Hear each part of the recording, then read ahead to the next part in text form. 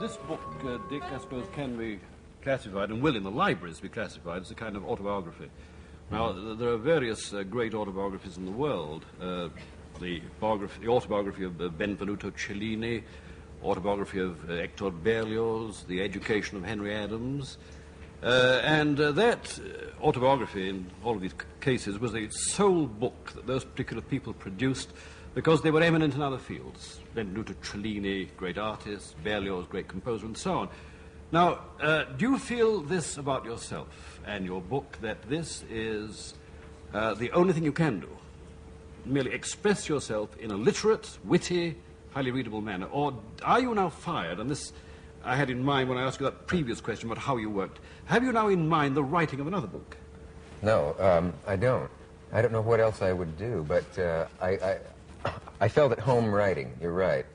And there are times when I thought it really beats this business where, you know, you can sit in your own room and you can get it the way you want it and you don't have to worry about the lights and the not working or working. And is there anything you'd like to write? Anything you want to write? Anything you have an ambition to write? Well, I suppose everybody has the dilettante's desire to be able to write good fiction or a good novel, but they say most people want to have written, not to write. They they like the idea of having produced a book and having it sitting on the shelf, but to actually write is rough. Particularly when everyone, Jerzy and I were talking about it, everyone thinks that if you write a book and it's a bestseller or someone's heard of it, that you're so rich. I literally have people sending me letters. We were talking about saying, would you mind lending me some money? And writers don't make that much money, and it's a very, very hard life. They should write to Dick.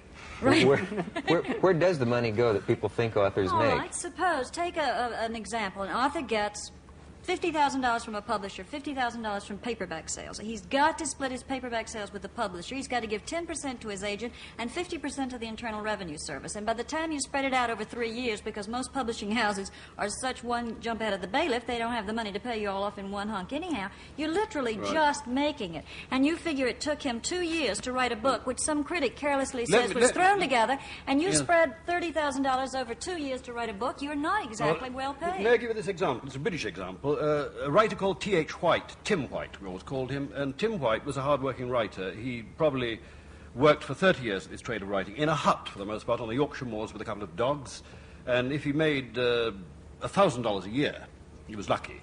Now, he wrote a very fine series of books about King Arthur, which came out in a single volume called The Once and Future King.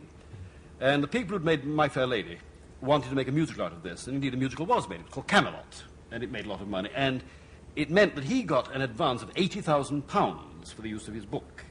Now, he'd never seen so much money. £80,000 multiplied by 2.5, you get it in dollars.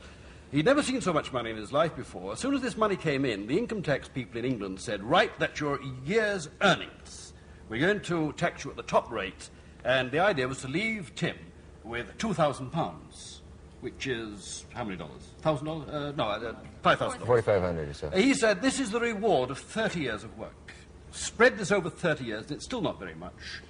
And he had to get out to the island of one of the Channel Islands, where he discovered there was no reciprocal tax arrangement with America.